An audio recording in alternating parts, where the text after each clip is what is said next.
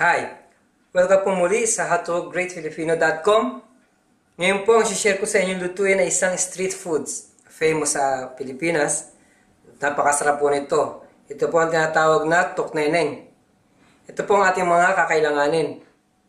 Hard-boiled eggs, all-purpose flour, cornstarch, ground black pepper, salt, orange food color.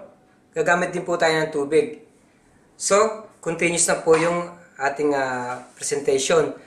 Yung hard-boiled egg po, lalagay natin yung cornstarch. Irarab lang po natin siya. Make sure po na mako-cover nyo lahat. Yung mga sides ng ng itlog. Wala po kayong mamimiss. Ganyan lang po. Tapos, kukuha kayo ng bowl. I-mix na po natin lahat. Lagay po natin yung flour.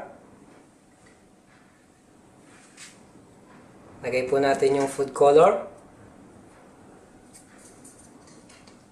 Yung egg. At yung salt and ground black pepper. Tapos, haluin na po natin. Gagawa lang po tayo ng dough. Tapos, ilalagay po natin yung itlog dito. Ngayon po, magdadagdag na tayo ng konting tubig.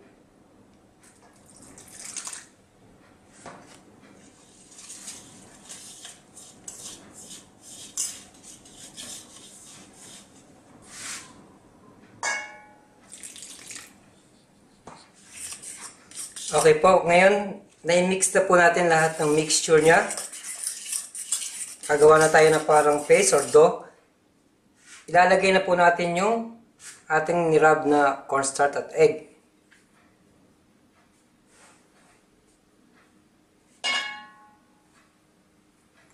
Saka po natin siya ulit i-marinate.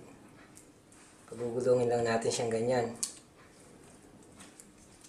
Ganyan lang po ang paggawa ng tokneneng. Tapos, ready na po siyang i-fry.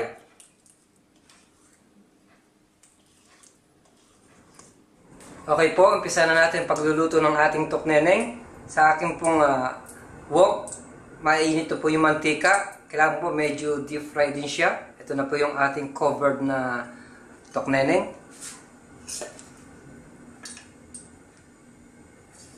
Prito lang po natin siya.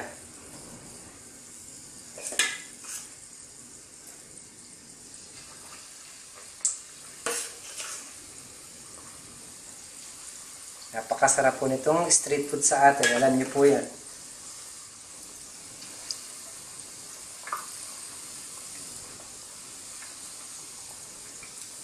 Ganyan lang po. Medyo set aside natin ito para maluto na natin lahat.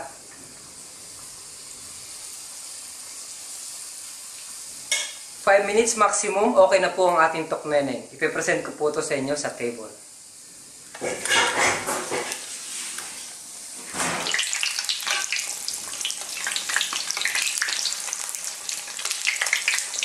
Okay po mga kaibigan, ito na po ang aking perfect tokneneng. Napakasarap po na ito na street food. Salamat po muli sa panonood ng howtogreatfilipino.com. Mabuhay!